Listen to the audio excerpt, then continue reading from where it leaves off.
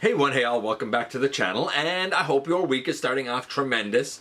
It's Monday, that means it's countdown day here on the channel, and I was very curious how the votes would go for this topic. It was one that I've wanted to do for some time, but I wasn't sure how it was going to go. It is the top 10 Transformers spies, as voted on by fans all across social media. And I ended up being very curious as to how people would interpret spy. I actually looked up the category of spy for Transformers and saw what characters would count kind of officially. And even though some of what appears on the list may have functions that are on the fringe or other than spy, they all fall within the category of spy after looking it up. Hope that makes sense. So, without any further ado, how about we jump into the latest GotBot Counts Down.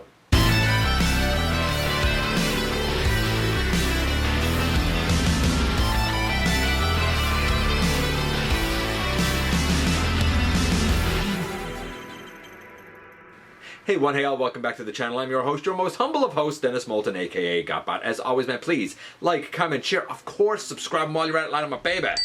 Hit that notification bell, please. It helps me out a ton. It lets you know when content of all sorts goes up here on the channel. Check out Machinery of Man, The Everything Factor, all the groups that I'm either a mod or an admin for, as well as all of my social media links, all of that in the description down below. Also in the description down below. And if you're in a position to help the channel to grow, you can use the donate link. You can check us out on Patreon. You can see what we have to offer to you through Spring, or of course, you can hit the join button right here on YouTube and become a channel member.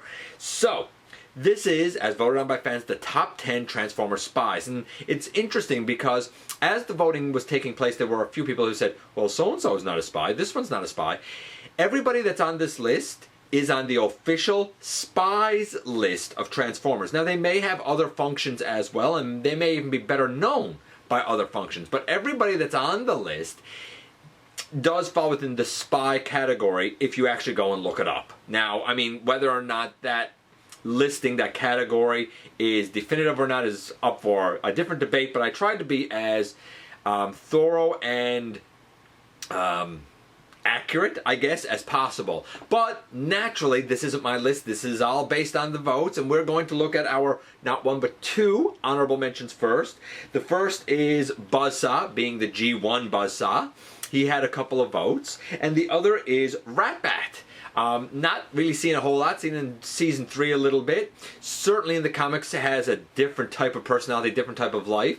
But in the cartoons especially, there were a couple of times where Rattrap certainly was spying, right? Going unseen and whatnot. So those are the honorable mentions, but neither of them actually made the list. So who did? Well, you know what we're going to do, man. We're going to kick things off with number 10 of first. Coming in at number 10, we have this guy, Bumblebee. And I know right away some people are going to say, hey, but Bumblebee was a scout. He was by function. However, he does fall on the list of spies, and the reason being, very often he was hidden behind a ridge, or he was, you know, not only scouting ahead, but he was scouting what was going on. There were so many plots within G1 Transformers where Bumblebee had seen something the Decepticons were doing. Often Bumblebee and Spike, actually, even though Spike didn't have any votes, seen something that was going on and had to report back to base and report back to Optimus Prime. It's not to say he didn't do other things, but being a spy and being that scout, he very often was able to kind of be a convenient like narrative device to set up how the Autobots find out whatever nefarious scheme the Decepticons are trying to pull off. He was also sometimes a spy or a scout in animated, and some people said even as recently as the Netflix War for Cybertron series, while he wasn't really so much a spy, he was kind of an everybody spy. Like, he kind of had his wits about him to know what was going on, you know, from all corners of Cybertron. It's probably a little bit of a broad definition of spy, but there's no doubt that many times he was sneaking up and watching what the Decepticons were doing unnoticed and reported back to base. Simple enough reason to be considered a spy, and enough fans felt the same way that Bumblebee took the number 10 slot. Coming in at number 9, we have a spy who's kind of a double spy, a double agent, if you will, with Doubledealer. That's right, Doubledealer is sometimes an Autobot, sometimes a Decepticon, sometimes he's a mercenary. Basically, he has no loyalty to anyone except the highest bidder, the one willing to pay whatever price he wants, and he'll do whatever job you want. Perhaps it's, you know, something as big as capturing a bot or extinguishing their spark, but it might be as small as being a spy to get the correct information needed to either hatch a nefarious scheme or stop a nefarious scheme from hatching. Never to be trusted, but very capable of many tasks, some of them dirtier than others. Yeah, Doubledealer, loyal to no one except he who pays him to do those, you know, spy sort of jobs and those, you know, covert sort of missions. How can you argue with it? Doubledealer takes the number 9 slot. Now, number 8, I do not have a version of, but he looks like this.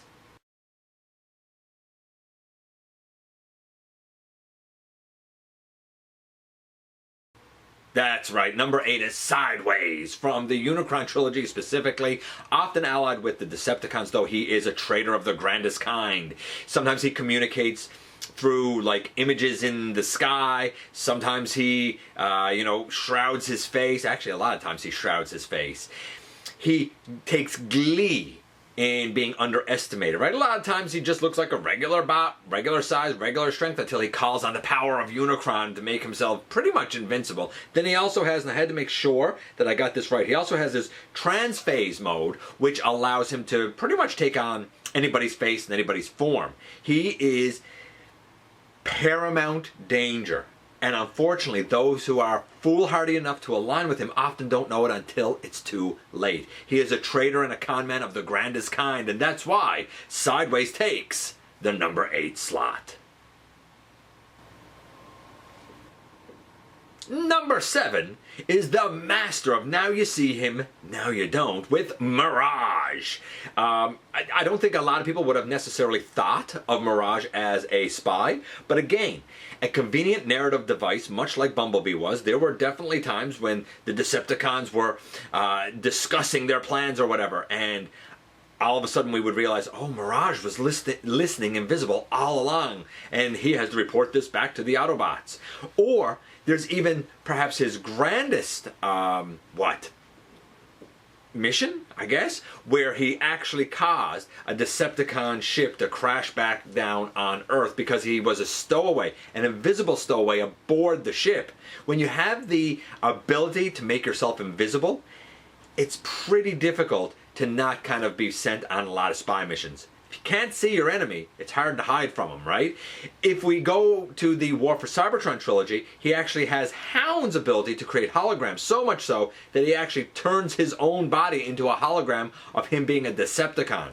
Holograms, invisibility, and when he has to get away, he can do it fast since he's a race car, so he adds speed in the mix, and he's pretty smart, kind of competent. So you put all of those skills, all of those abilities, and all of those traits together, and you get one heck of a master spy. Enough fans felt the same way that Mirage took the number 7 slot. While being ever the pessimist probably doesn't score you any brownie points with your team, being the smallest member sometimes does. Enter Rattrap at number 6. Now, among the Beast Wars characters, I would venture to say Rattrap was the smallest. He could certainly get in the most tight spaces, and he really wasn't a huge fan of going, you know, full on into battle, blasters blazing, so to speak. There were a lot of occasions where the only one who could get in somewhere, the only one who could be a rat that could scurry through and get to where he had to get to, either get information that was needed or pull off some other mission, was Rattrap. In fact, there were definitely occasions in Beast Wars and Beast Machines when the rest of the team had the Predacons engaged, while old Rattrap was sneaking his way through. Perhaps on the con side, the only ones who could kind of rival his stealthiness, probably Black Arachnia, maybe if he really wanted to, even Tarantulas. But undoubtedly, when it came to a tight mission in tight spaces and something that had to be done stealthily and quietly, more often than not, Rattrap took the role of spy for the Beast Wars Maximal team, and that's why he took the number 6 slot. And here we are at the most coveted of locations, the halfway mark. And at the halfway mark, we have a character who is a spy in essence himself, while also being the leader of several more spies. Enter Soundwave. Now this is, of course, the Netflix one. To be fair, several of the votes were for the Transformers Prime / Robots in Disguise 2015 version of Soundwave, though there were many for this guy, so I lumped them all together. Look, we all know that Soundwave has many minions that are small that could be considered spies, but he himself is the communications officer for the Decepticons. He has turned into his little cassette tape deck mode thing and was even brought aboard the Ark by Spike because he had such an innocuous little form. It's not the only time he uses cassette mode to kind of hide, being small and going unnoticed. But then when we look at Transformers Prime, Starscream specifically says, or maybe it was Megatron, I can't remember who said the quote, maybe both of them did, "Be careful what you say. Soundwave has eyes and ears everywhere." In fact, so much so that Soundwave actually turned into a drone there. Some people even voted for the movie version of Soundwave, and again, it applies to the eyes and ears everywhere. You realize when you first see movie Soundwave and you realize, oh my goodness, he's a satellite in space. He's literally been watching and listening to everyone and everything. Whether you're a tape deck that records information, whether you're a drone that surveys in silence, or whether you're a satellite that has the ability to zero in on anything, anywhere, all of it falls in line with being a spy, and Soundwave, in all of his forms, takes the number 5 slot. Now we come to number 4, and you remember how I mentioned some minions of Soundwave? Well, enter at number 4, Ravage. Now, to be fair, I lumped G1 Ravage with votes for Agent Ravage from Beast Wars because it's the same Ravage, right? It's the same guy. It's the Decepticon guy. Actually, I was going to get my transmetals, not my transmetals, I'm sorry, my trans art Ravage, but he's a little too high up for me to reach at the moment, and I'm kind of healing up a little bit from a recent procedure I had done, so it was just too high. It was a whole thing. So I got this little guy. This isn't even the version of Ravage. This is the Siege version. I don't even really use this as Ravage. I have a bigger version that I use. Nevertheless, I digress. Ravage, very often, whether we're talking in the Japanese G1 fiction or the North American G1 fiction or Beast Wars, he is always noted as being a spy. I mean, in Beast Wars, he was specifically like a spy, an agent that was sent to recover the Predacons, right? Then when he finds out about the mission of his master Megatron, like he kind of goes rogue and starts doing that mission. How often was he sent out to get information? Even in the movie, while he was on the beach, he kind of threw up all of those little balls into a pipe, and that became Reedman, who was definitely a spy for the Decepticons going through that whole facility in the film.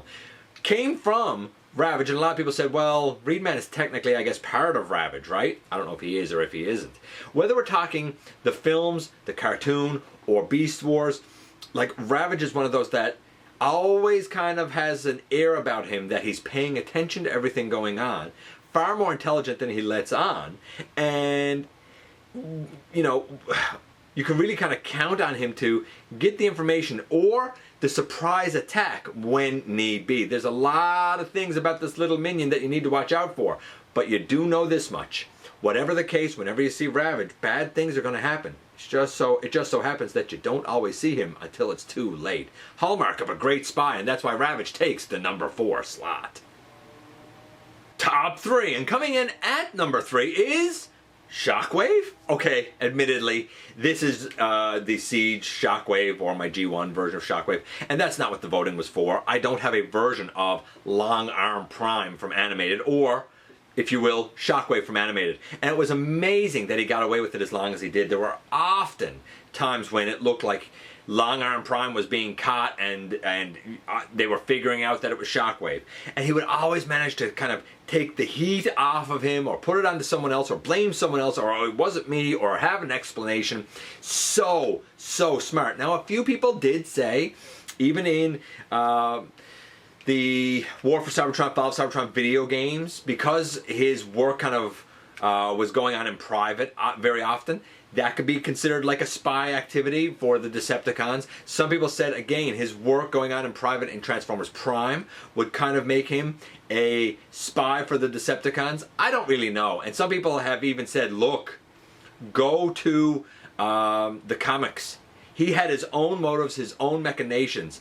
He was more betraying than being a spy for the Decepticons, but if anything, he was a spy for his own devious causes.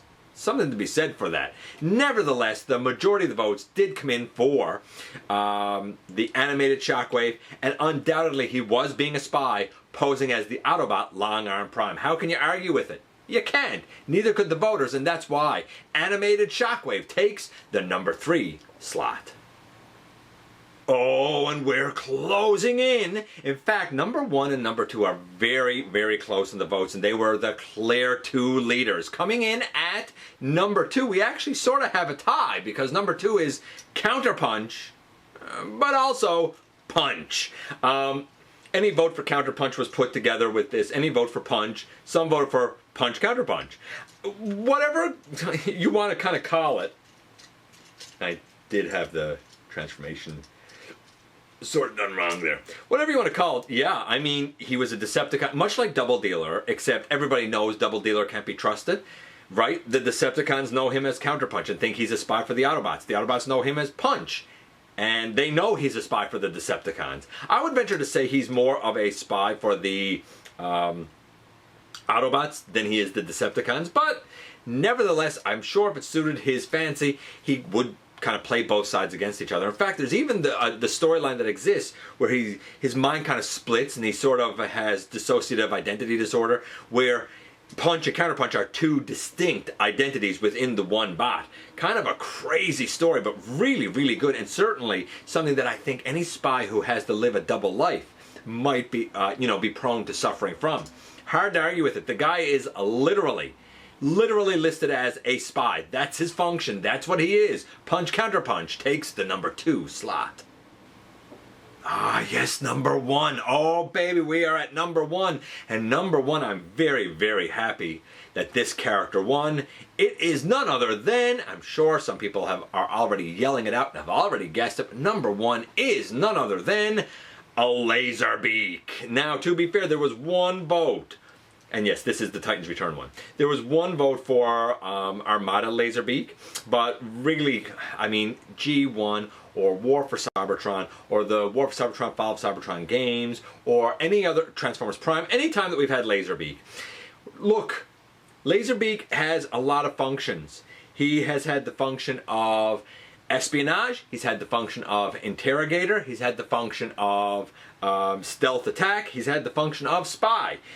Right from the beginning of G1, he was getting information from the Autobots. He brought it back to Soundwave, who reported it back to Megatron. Megatron has even stated, Laserbeak, I can always count on you. You never fail me. In Dark of the Moon, Laserbeak was an assassin. He could change his alt mode pretty much at will. He was very stealthy at what he was doing when he had to be. He was very threatening. He was very calm, cool, and collected. He is the consummate spy. Whatever iteration he's in, he's the consummate spy. Never to be underestimated. And honestly, I think that that's why he succeeds so much. A lot of times they just think of him as a bird brain, when really he's a genius. And anytime that you see him from any continuity, you better take him seriously, because if you don't, Laserbeak is going to make sure to show you why you should have. And by then, it's probably too late. Number 1 Transformer spy as voted on by fans is Laserbeak. And I couldn't be happier. And there you go, man. Once again, 10 down to 1. Now, there were some other ones that had votes. I'm going to say this. There was some debate. Somebody asked if they could vote for the G1 mini spies. And I said, yes, but you got to pick out a specific one. And somebody else said, and I'm sorry I don't have the names, said, well, they didn't really have names. And I said, no, but they do have types, like the Jeep type or the car type or whatever. I didn't hear back from that voter. However, I'm going to give them a shout out here, because when I went and looked up the spies to make sure everybody here was listed in Transformers category as a spy, I indeed did see Mini Spy, and it kind of just was there as the Mini Spy. So I was like, you know what? I'm going to give a shout out to it. It's a group. Groups don't count. But I'll give a shout out because it was specifically listed as a spy. Hot Rod was listed as a spy. Black Arachnia, who I mentioned earlier, had a vote. Blur was listed as a spy, not listed, voted as a spy, I mean. Clouder, Quick Shadow, Nightbird. I thought Nightbird was going to actually get more, but I guess Nightbird is really more ninja than spy. Starscream I thought was interesting. And let's see, Detectus. If you don't know Detectus, look up Detectus. And Jazz, by the way, Detectus, D-E-T-E-C-T-A-S. Yeah, so there you go, there's a bunch. And there were even a few more besides that. It was very, very interesting how the votes went for this one. Did your favorites make the list? Let me know. I appreciate you coming by, giving me some of your extremely valuable time. I do know how important it is to you. If you're in a position to help the channel to grow, you can use the donate link. You can check us out on Patreon. You can see what we have to offer to you through Spring. Or, of course, you can hit the join button right here on YouTube and become a channel member. Also, don't forget to hit the subscribe button, stick around, have some fun with us here on the channel, and especially don't forget that somehow, some way, each and every single solitary day, you right there, you do make a difference in the world. And I look forward to the next time that you and I get together to have another visit, either in the live streams on Thursday nights, at the stop motion premieres, or the old-fashioned way, right here, inside the videos.